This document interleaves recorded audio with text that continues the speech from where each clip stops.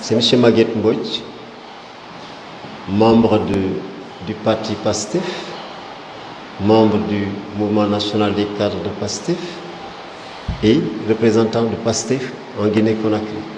Okay. 3. Vous avez vu, vous avez connu les péripéties pour lesquelles, par exemple, il a été attrait en justice plusieurs fois et chaque fois des procédures qu'on appelle des procédures fast-track, pour reprendre le terme de Macky Sall. C'est-à-dire qu'il faut aller vite, vite, vite, vite. Alors que habituellement, vous entendez dire que oui, le temps de la justice n'est pas le temps de la politique. Mais quand ça concerne Ousmane Sonko, alors on fait vite, on fait très rapidement. Bon. Il y a eu d'abord le cas de viol dont il est accusé concernant Adji Sarr. Et ce cas de viol a entraîné des manifestations et plusieurs morts. Au bout du compte, c'était vite. Donc, le juge l'a disculpé du cas de viol, mais le procureur lui a demandé de ne pas prononcer un non-lieu. Alors il faudra mettre en notre chef d'accusation corruption de jeunesse. Nous on se pose la question, c'est quoi la corruption de jeunesse? Donc, tout le monde s'attendait à ce qu'il y ait de l'accalmie, en tout cas un climat paisible, si vraiment Macky Sall le voulait et que son parti le voulait ou sa coalition. Ça ne s'est pas arrêté là. Il y a eu le cas de Mamaïnian. Mamaïnian qui a attrait en justice pour diffamation. Alors que Mamaïnian est accusé de diffamation, de détournement de deniers publics. Depuis des années, les télévisions en ont parlé. Il y a même des experts qui ont écrit un livre sur ce détournement-là. On dit diffamation. Tout le monde en a parlé, mais c'est comme Ousmane Sonko en a parlé. Alors, le gouvernement, son chef, on dit à Mamaïnian, il faut porter plainte, on va saisir cette occasion pour le liquider.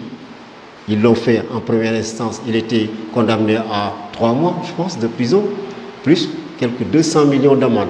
Non. Le procureur fait appel. Mamaïnian, on lui demande de faire appel, le procureur fait appel. Aujourd'hui, ils ont corsé 6 mois de prison.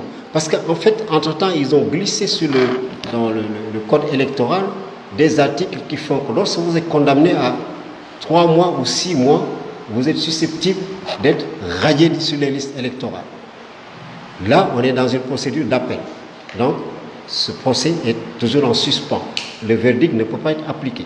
Alors maintenant, on en arrive à ce qui s'est passé il y a moins d'une semaine. On a mis le siège devant le domicile de Ousmane Sonko et son quartier pendant 55 jours, sans aucune légalité. Un beau matin, le président Macky Sall a demandé à ce qu'on lève le siège. Lorsqu'on l'a levé, moi en tout cas, lorsqu'on m'a interrogé, j'ai dit, il ne faut pas jubiler, il y a quelque chose qui se prépare derrière cette levée de siège, et c'est ce qui s'est passé exactement. M. Sonko sort après 55 jours de réclusion arbitraire, il sort pour aller à la mosquée le vendredi, il revient, il trouve des agents, des gendarmes chargés des renseignements généraux devant chez lui, autour de chez lui. Il savait qu'ils étaient là depuis des jours. Il savait qu'il était épié depuis belle lurette. Mais là, il se rend compte qu'on est en train de le filmer. Les données personnelles sont protégées par la loi. Sa réaction est une réaction tout à fait normale de revenir sur ses pas, de demander à la dame gendarme d'effacer le contenu de ces images. Celle-ci a refusé. Ousmane Sonko a pris le téléphone des mains de la dame sans aucune violence. Lui dit, il faut déverrouiller, on va effacer. Et elle a refusé. Ce n'est pas de la provocation? Ou bien ce n'est pas un service commandé? C'est un homme public quand même. Vous dites, un homme public qu'on filme. Pourquoi? Il a les mêmes droits que tous les Sénégalais. Moi, on m'aurait filmé, j'aurais réagi de la même manière, peut-être même j'aurais fait pire. Il est rentré chez lui parce qu'ils sont devant chez lui. Ils en profitent pour défoncer sa porte, sauter les murs et l'arrêter. Ça veut dire que c'était un piège qu'on lui tendait parce que, après le procureur a dit, durant sa conférence de presse, que même, de toute façon, même s'il n'y a pas eu cet incident de vol de téléphone, tenez-vous bien, Ousmane Sonko, chef de l'opposition sénégalaise, on l'accuse de vol de téléphone, mais il faut qu'on respecte les gens. Ousmane Sonko, c'est quelqu'un quand même. Mais vous voyez comment ils ont été en mal d'inspiration dans leur hâte de mettre des complots vite en place pour pouvoir l'arrêter. Ok. Voilà, de l'autre côté, dans le communiqué. Ils ont fait une compilation de tous les discours, de toutes les réactions audio ou visuelles de Ousmane Sonko depuis 2011. Et durant 2011, tous les discours de Ousmane Sonko sont axés sur une résistance. La résistance est reconnue constitutionnellement. Parce que lorsque vous êtes objet d'acharnement de la part d'un gouvernement, de toute façon, un acharnement est toujours illégal, hein, n'est-ce pas? Vous avez le droit d'appeler à la résistance. Maintenant, ils ont compilé tout ça. Et ils l'ont compilé comme ça. Alors, on dit que voilà, appel à l'insurrection, complot contre l'État, activité terroriste, voilà, tout le tralala qui aujourd'hui est au goût du jour dans tous les régimes autoritaires pour, par exemple, faire tomber son adversaire politique. Maintenant, concernant la dissolution de PASTEF, ce n'est pas par décret, c'est par arrêté ministériel. Vous savez, je ne vous apprends rien. La démocratie, c'est quoi? La démocratie, c'est la représentativité au sein d'un État, d'une communauté nationale. C'est la liberté d'expression, c'est la liberté de parole, c'est la liberté de circulation. Mais comment voulez-vous qu'un parti comme PASTEF, qui est aujourd'hui le parti le plus populaire de la République du Sénégal, qui est représenté à l'Assemblée nationale, qui a des députés, non seulement qui a des députés, mais si aujourd'hui l'Assemblée nationale sénégalaise est pratiquement en ballottage avec le parti présidentiel, la coalition présidentielle, mais c'est Ousmane Sonko à lui seul à qui que les Sénégalais ont fait confiance par son aura qui a donné à l'ensemble de la coalition Benno Bokk Yakaar et Wallu du PDS les 80 députés. Alors, ce parti-là n'est pas représentatif en matière de démocratie, on peut le dissoudre comme ça, justement. Le dissoudre, et puis très rapidement, boucler le siège et disent qu'ils vont mettre en vente tous les biens de ce parti. Vous pensez que c'est légal dans un pays comme le Sénégal, qui depuis l'indépendance a une réputation de démocratie, a une réputation d'alternance et surtout une armée républicaine qu'il est toujours. Parce qu'aujourd'hui, je vous dis, si l'armée ne s'était pas, n'avait pas pris ses distances dans l'entreprise de forcer un troisième mandat de Macky Sall, en plus de la pression de la rue dont Pastef était le champion, mais il aurait forcé son troisième mandat. Il n'a pas renoncé parce qu'il veut respecter la constitution sénégalaise. Sinon, mais il l'aurait fait depuis 2011. Mais pendant 3 ans, ni oui, ni non. Ni oui, ni non. En mettant des machines répressives extraordinaires. Pour finir maintenant dire, j'ai ma parole, mon code d'honneur. Quel code d'honneur? Son code d'honneur, il était où en 2012? C'était où son code d'honneur? Mais voilà ce qui s'est passé au Sénégal. Maintenant, vous pensez qu'on peut dissoudre un patriotisme? Votre patriotisme a un décret pour le dissoudre ou un arrêté? C'est un idéal, n'est-ce pas? C'est une conviction de vie. On ne peut pas le dissoudre. Et puis encore, moi d'ailleurs je dis merci à Macky Sall parce que là, il a contribué à une massification rapide de Pastef. Voilà. Maintenant, qu'est-ce que vous comptez faire au niveau de votre... Selon la loi, Ousmane Sonko est toujours éligible. Toujours. Au moment où nous parlons, il est toujours éligible. Parce que même le dernier procès, comme les appels sont toujours en cours au niveau de la Cour suprême, encore mieux, ce qui est le plus drôle dans cette histoire, il a été condamné par contumace. Vous savez ce que c'est qu'un contumace? C'est lorsque moi, vous me cherchez en tant qu'accusé, vous n'arrivez pas à me trouver nulle part. Mais vous me prenez, vous m'enfermez chez moi, vous m'encerclez alors que je suis absent. On ne peut pas me voir. C'est contumace. Mais même, d'accord, mais dès qu'on prend l'accusé, le condamné en contumace, on le met en prison, soit il se constitue prisonnier, le verdict est annulé, il faut remonter ce procès. Ce qui fait que Ousmane Sonko reste éligible. Mais je vais vous dire une chose, Ousmane Sonko sera candidat à ces élections ou ces élections n'auront pas lieu. Aujourd'hui, on voit le chaos qui s'installe au Sénégal. Je me dis, est-ce que ce n'est pas des calculs de Macky Sall? Parce que Macky Sall, dans sa tête, il n'est pas résolu à renoncer à son troisième mandat.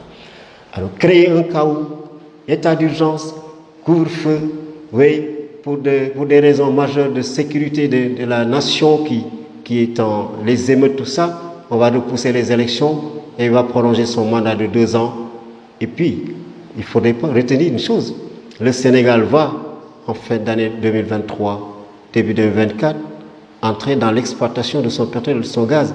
Et ces contrats sont opaques, sont très opaques. De quoi Macky Sall a peur, il en répondra peut-être un jour. Voilà. Alors, je puis d'avoir accès à lui. Comment voulez-vous? Mais il y a des gens qui donnent de ces nouvelles. Parce que vous savez, Ousmane Sonko a une popularité telle que, même au niveau des forces de sécurité, mais les gens lui témoignent beaucoup de respect. Malgré, vous voyez comment on l'a arrêté les 2 dernières fois, le 3e, cassé dans les vitres de sa voiture, le brutaliser, même essayer de l'empoisonner. Mais n'empêche que, à chaque fois qu'il est devant eux, lui-même, il en témoigne, on lui témoigne beaucoup de respect. Parce que bon, les cours habillés, on ne peut pas les accuser, ils reçoivent des ordres, ils ne peuvent pas passer outre. Mais ce qu'il y a, c'est que son avocat nous dit la dernière fois qu'il se porte bien. Quand il est allé, on l'a transféré à 45 km de Dakar à Sébikotane, il est arrivé très serré dans la prison. Les prisonniers l'ont accueilli et la plupart des prisonniers, ils font la grève de la faim comme lui, sans y être obligés. Moi, je pense donc que ce qui se passe seulement au Sénégal, c'est une déception pour toute l'Afrique. Parce que nous voyons les réactions. Parce que l'Afrique aujourd'hui a besoin de leaders anti-système, mais de leaders aussi qui veulent coûte que coûte changer la donne des rapports que nous avons aujourd'hui avec l'ex-colonisateur, mais également avec le camp occidental. On veut des rapports d'égal à égal et des rapports choisis, des rapports acceptés par l'Afrique. Sonko, qu'est-ce qu'il voulait? Sonko, c'est ça son credo. Qu'on commence d'abord à se parler entre nous, Africains, surtout les pays de la sous-région. Qu'on parle d'une seule voix, arrêter d'aller en ordre dispersé dans les conférences mondiales et tout ça, mais d'y aller avec une seule voix pour nous faire entendre, mais également de nous atteler très rapidement à l'Union africaine, à la liberté de circulation des biens et des personnes, même si ça ne peut pas se faire rapidement avec l'ensemble des pays de la sous-région, la CEDEAO, par exemple que la Guinée et le Sénégal s'y mettent, ce serait un bon exemple, un bel exemple déjà, et que les autres pays les rejoignent. C'est ça l'idéal d'Ousmane Sonko. Et c'est ça l'idéal des jeunes d'aujourd'hui, parce que les jeunes d'aujourd'hui, ce qu'on appelle des enfants, mais il y a une mutation des mentalités. Ce ne sont pas des jeunes de ma génération. Maintenant, ils ont une culture politique. Ok. Et puis, est-ce que vous pensez qu'avec les différentes vagues de coups d'État qui se passent un peu en Afrique, est-ce que vous ne craignez pas qu'en appelant à ces différentes violences qu'il y ait un coup d'État au Sénégal? Non, au Sénégal, il n'y aura pas de coup d'État. Ce n'est pas parce que c'est un peuple d'élu, mais il n'y aura pas de coup d'État. Parce que c'est l'armée sénégalaise qui se refuse à rentrer dans ça. Mais les coups d'État, qui les provoquent? Les chefs d'État. Les chefs d'État de la CEDEAO, tous ils sont mal élus. Ils ont changé leur constitution. Je ne citerai pas de nom pour qu'on dise que j'ai offensé un chef d'État. C'est eux qui favorisent l'irruption des militaires à la tête des États. Parce que la malgouvernance, l'injustice, les détournements de fonds publics, tout cela fait qu'il est facile pour les militaires de faire irruption à la tête des États. Et les militaires ne sont pas la solution. Justement. Donc, c'est eux qui sont les premiers à préparer des coups d'État en instrumentant les institutions. Mais justement, la justice. Avec ces différentes violences qui se passent au Sénégal, est-ce que vous pensez que l'armée ne va pas prendre... L'armée ne le fera jamais. Ne pose même pas cette question. L'armée ne le fera jamais. Et si Macky décide d'aller vers un troisième mandat, est-ce que l'armée... Quel troisième? Non, troisième mandat, c'est fini en principe, il dit qu'il a renoncé. Mais faire des manigances pour retarder son départ, oui, ça c'est possible. Ça c'est possible. Et qu'est-ce qu'il pourrait... Mais les Sénégalais l'attendent. Les Sénégalais l'attendent de pied ferme. Il le sait. Jusqu'à présent, on arrête les gens. Hein. On arrête. Même un poste que tu publies, on t'arrête. Tout, presque, Pastef a été décapité. Même dans des démembrements départementaux, régionaux, tout. Ok, certainement, ce sera la toute dernière question. La CEDEAO court deux risques. Elle est d'abord décrédibilisée il y a longtemps, parce qu'elle n'est jamais arrivée à régler un conflit, ni à prévenir l'incendie. Au contraire, il y a des moments où c'est la CEDEAO même qui est incendiaire. Maintenant, menacer le Niger pour sauvegarder la légalité constitutionnelle, en soi, le principe, il est louable, mais la façon, la manière. Mais est-ce qu'il ne fallait pas exactement et puis s'arranger pour qu'il y ait une bonne gouvernance dans tous nos pays, qu'on arrive au pouvoir avec des élections régulières, qu'on arrête de manipuler nos institutions, surtout nos constitutions.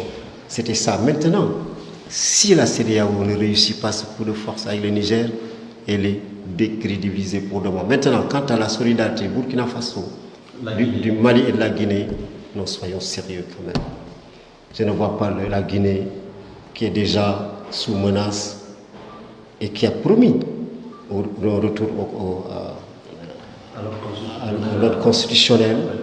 Je ne vois pas la Guinée, le Mali qui est très faible, le Niger qui est le pays le plus pauvre, vouloir s'attaquer à une institution régionale. Non, ça ne tient pas debout. Merci. Bon, attends, avant de partir, voilà, c'est important. Le message que je veux, avec votre permission, envoyer, c'est à mes concitoyens sénégalais qui vivent ici à Conakry. Vous savez, la colonie sénégalaise, nous, les immigrés sénégalais en Guinée, on a toujours été considérés comme des immigrés de seconde zone. Moi, l'appel que je fais, c'est que dans les prochains jours, nous allons faire appel à une plateforme, disons, citoyenne du refus. Et je fais appel à tous les Sénégalais. Nous allons organiser une rencontre et une conférence de presse dans les prochains jours. Voilà.